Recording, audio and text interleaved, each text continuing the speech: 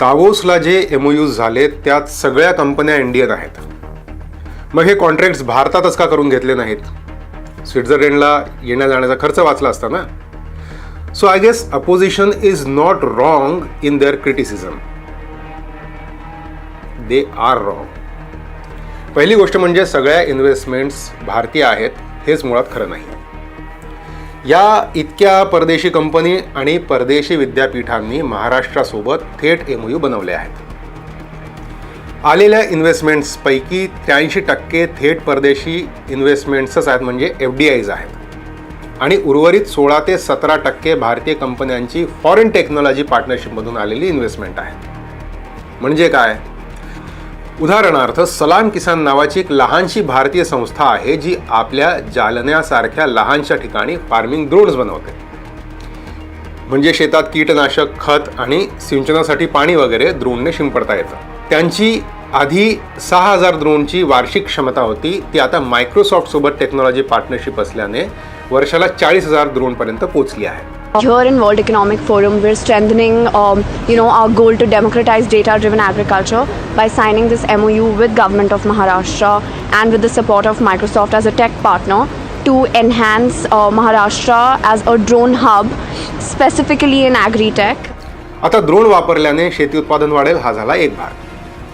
पण ते ड्रोन चालवायला, दुरुस्ती करायला ग्रामीण महिलांना ट्रेनिंग दिलं जाणार आहे. म्हणजे या ग्रामीण महिलांचं सशक्तीकरण होईल, त्यासाठी मायक्रोसॉफ्टचे एक्सपर्ट्स त्यांच्या पाठीशी असतील. मैं ड्रोन दीदी हूँ और मुझे गर्व है कि मैं इस क्रांति का हिस्सा हूँ. आणि हे सगळं जुळून यायला की सलाम किसान कंपनी, मायक्रोसॉफ्ट आणि महाराष्ट्र सरकार हे एकाच टेबलावर एकत्र यायला हवे होते का नाही? आणि ते प्लॅटफॉर्म होतं दावोस.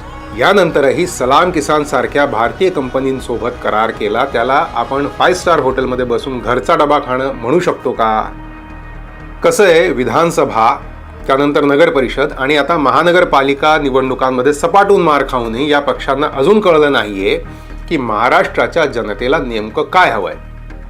आणि जर ते कळलंही असेल तरी 2021 आणि 2022 साली दावोसला आपले माजी पर्यावरण मंत्री आदित्य ठाकरेंच्या नेतृत्वात आपलं राज्य सरकार दावोसला जाऊन जितकी गुंतवणूक घेऊन आलं होतं त्याच्या 100 पट गुंतवणूक देवेंद्रजी एका फटक्यात आणत असल्याने त्यांना जे न्यूनगंड येत असेल त्यातून जनतेची दिशाभूल करण्याचा प्रयत्न सुरू असतो.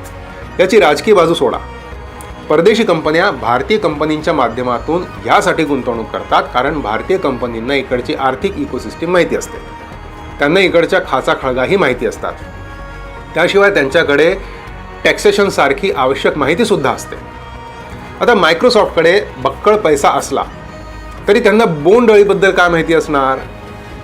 म्हणून ते सलाम किसान सारख्या कंपनींच्या मार्फत महाराष्ट्रात गुंतवणूक करतात आणि विरोधी पक्ष भारतीय कंपनीच्या सोबत करारांना घरचा डबा म्हणून हिणवतात. मात्र याला अजूनही एक पदर आहे, पण ते पुढच्या भागात सांगतो. जय हिंद, जय महाराष्ट्र.